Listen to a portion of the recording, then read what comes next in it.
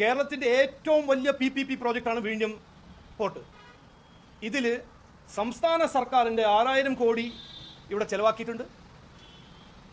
പൊതുജനങ്ങൾക്ക് ഗുണം ചെയ്യും എന്ന് പറഞ്ഞിട്ടാണ് ഉമ്മൻചാണ്ടി സർക്കാർ, കോൺഗ്രസിൻ്റെ ഉമ്മൻചാണ്ടി സർക്കാർ 2015 അത് കരാർ ഒപ്പിട്ടത്. അപ്പോൾ ഇതിന് നടക്കുന്ന കാര്യങ്ങളെല്ലാം ഒരു ട്രാൻസ്പെറൻസി ഉണ്ടാവണം.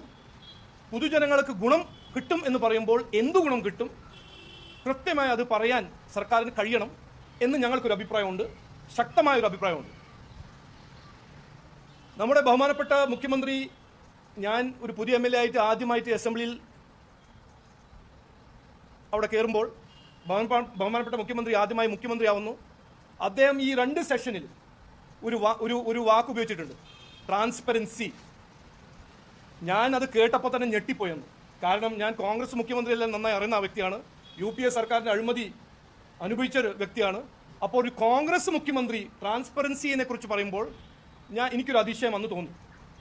എന്നാലും അങ്ങനെയാണെങ്കിൽ അദ്ദേഹം ഇന്നും ഈ മദ്യനയം അതിൻ്റെ ഒരു നോൺ ട്രാൻസ്പെറൻറ്റ് നമ്മൾ ഇപ്പോൾ കണ്ടല്ലോ, അതെല്ലാം കഴിഞ്ഞിട്ട് ഇവിടെ ട്രാൻസ്പെറൻസി കൊണ്ടുവരാൻ ആഗ്രഹിക്കുന്ന ഒരു മുഖ്യമന്ത്രിയാണെങ്കിൽ ഈ ഒരു അപ്രൂവൽ അത് ശരിയാണ്. അഡാനി പ്രോജക്റ്റ് ഒരു ഇൻവെസ്റ്റർ കൊണ്ടുവരുന്ന മുമ്പ് ആ കരാർ പ്രകാരം അവർ സംസ്ഥാന സർക്കാരിൻ്റെ അനുവാദം എടുക്കേണ്ടതായിരുന്നു. എടുക്കാൻ പോകുന്നു എന്ന് ഞാൻ കേൾക്കുന്നു. എന്നാലും സംസ്ഥാന സർക്കാരിന് ഒരു ഉത്തരവാദിത്തമുണ്ട്.